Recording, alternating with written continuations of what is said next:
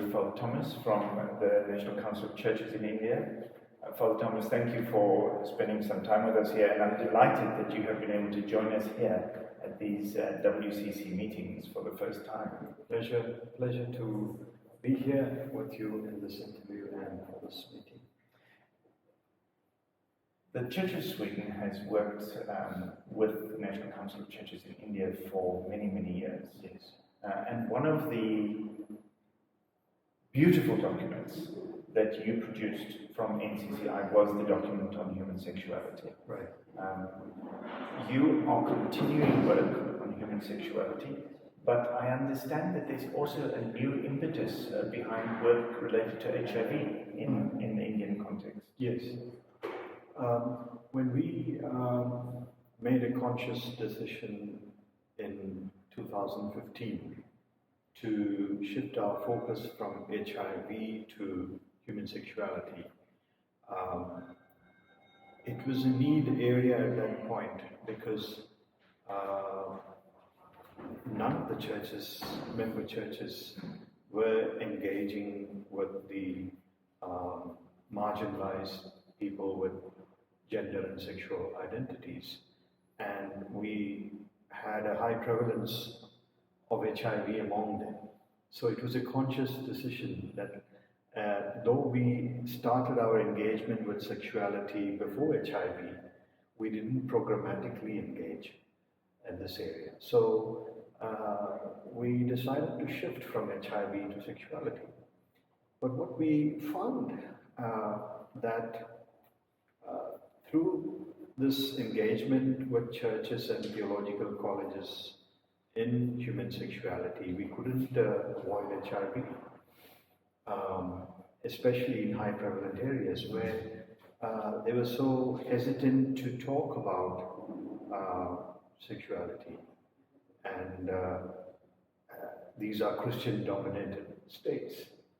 And so because of that, we found HIV as a entrance to talk about gender and sexuality in these states. We couldn't sustain it because those were one-off workshops because our focus area was human sexuality. And so we do realize that NCCI has to reassess at this point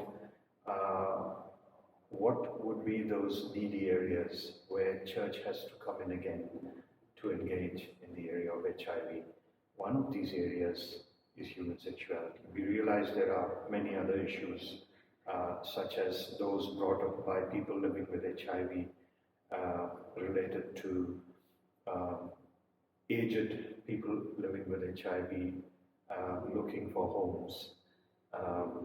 And yeah, that's a needy area. Over COVID, we realized that there's a needy, this is a need area where churches can do a lot, not just in high prevalent areas, but anywhere. I mean, to me, what you're saying now is very interesting because when we look at the UNAIDS statistics and documents that always come out, it defines the ages related to HIV as between 15 and 49. Yes. Now, we've got Peter Burgess here, also from India, who has a program that deals specifically with youth and adolescents living with HIV. Yes. They fall outside that bracket. Yes. And the group that you're talking about now is outside that bracket as well. Yes. So HIV transcends age and transcends many of these issues. Yes.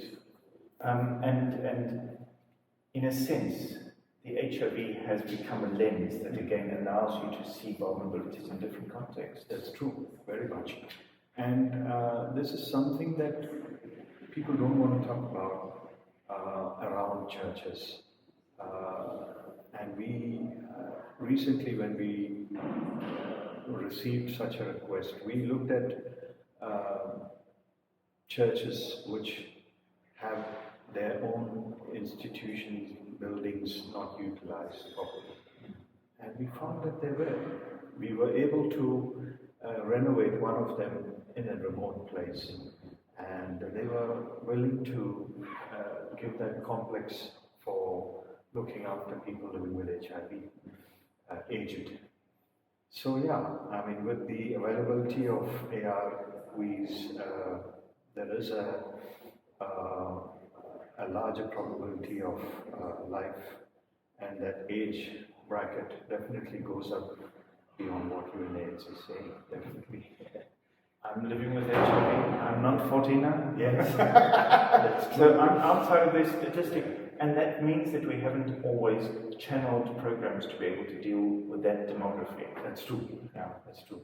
And also, we also realize in India that unlike the previous time when we engaged with HIV, where we depended on funds, churches engaged because there were funds. And one of the drawbacks is that there was no long-term impact in terms of churches continuing to engage.